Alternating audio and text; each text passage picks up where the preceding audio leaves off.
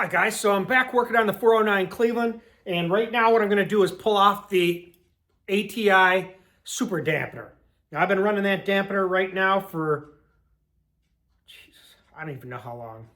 I could probably say 20 years, but I think it's probably been that long since I ran a 385 Cleveland. So let's take a look down here. I got the old snap-on puller set I had since the 80s. So let's check this out. So I got the little extension right here inside the counterweight of the cranks to hold it still. And let's pull this off.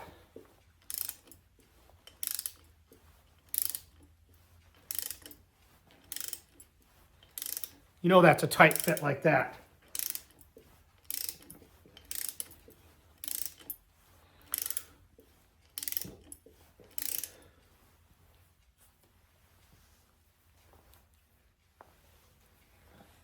And when you put it on with an installer too. You don't beat it on. Okay, there we go.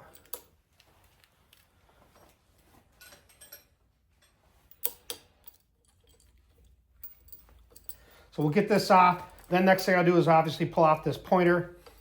So I did talk to the guys at ATI, at PRI, and we're going to talk about a converter with them and see what they have to say. This converter is 27 years old, and the guy that built this converter, or designed it or whatever, his name is Charlie, and he's still there. He only works part-time now, but he's got to be close to 68 or 70 there. I'm telling you, this is a nice piece for internal balanced cranks. It's a neutral balance. Probably should send it to him and have him take a peek at it. But you can see there's no real wear on it or anything like that. Where the seal is, this wipes right off. Can't feel it with your fingernail. It's been a good piece. Forgot the number of this. It's like 1821 or something. So we'll take out this timing pointer. This is an Aeroflow. I think it's from Australia. I don't even know where I got it, actually. I've had it for a long time.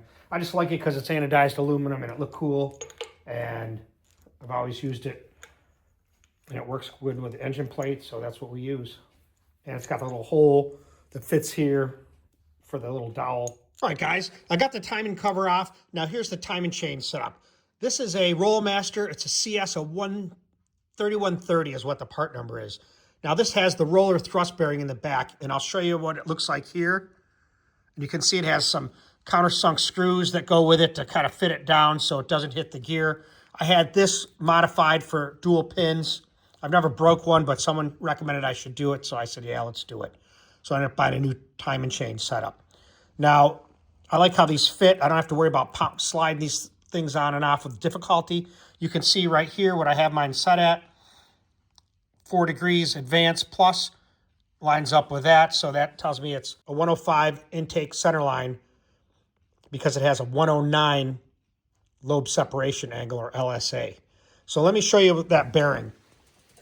Here's another one I had, but there's the bearing on it right there. Now, one of the things that this has, I think this is a Windsor crank. So the issue that you have is the snout, the difference between a Cleveland and a Windsor. In order to run the Windsor crank, you had to have a spacer in there. Now, some guys made it out of a harmonic balancer.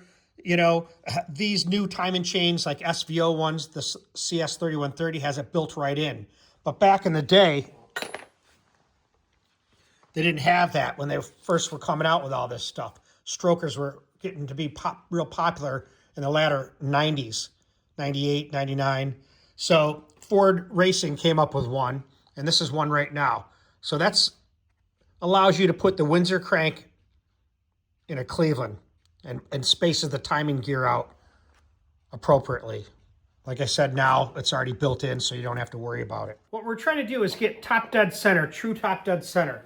So I put a deck bridge on here with a bolt just so I can have a piston stop. And that's what we're going to do. So we're going to go forward until I can feel this, or just see it hit. And we'll mark it on the balancer and see what we have.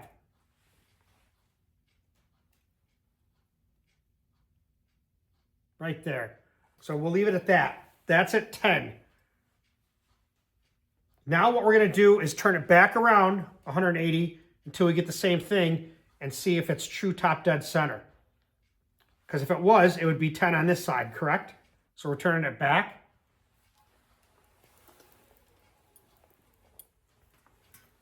Coming up.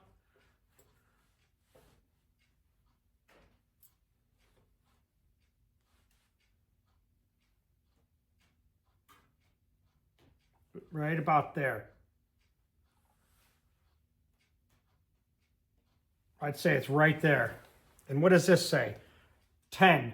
No, it's not. It's 12. So before I forget, I'll just mark it just so I know. This was 10. And this was what? 12. And that's what? 22 divided by 2 is 11. So we need to go back around and line it up with 11. So we can go just like this.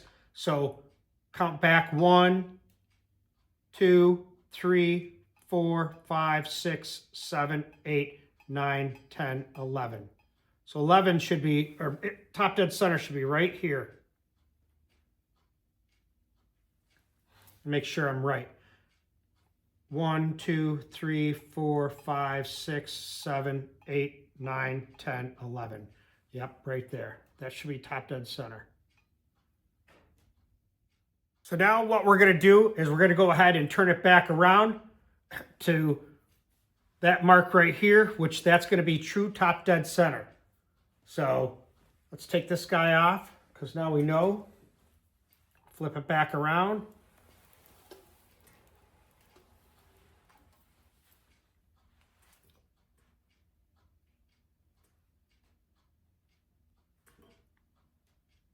And that should be true top dead center. So now that we know that, now we can just adjust our pointer to that.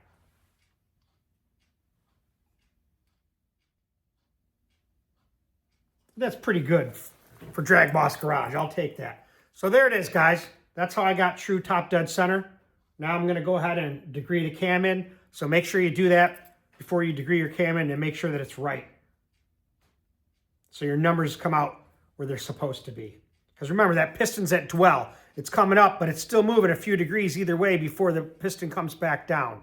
And that's what you're compensating for. As I did with that deck bridge I showed you, I also set up a dial indicator on this to coincide and to correlate and to see exactly how they look on each other, so to speak, to check it. Because obviously this is a little more accurate than me feeling that or looking at the piston stop. So let's see how this looks. Now I set this up and zeroed it. So let's see if it moves at all. It's moving there.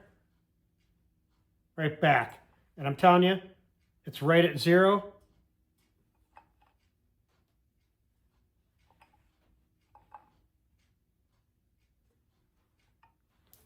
And when it's on 0, it's at 0 where I centered it. So I'm telling you, it's good to go. Now let's get that cam degreed in.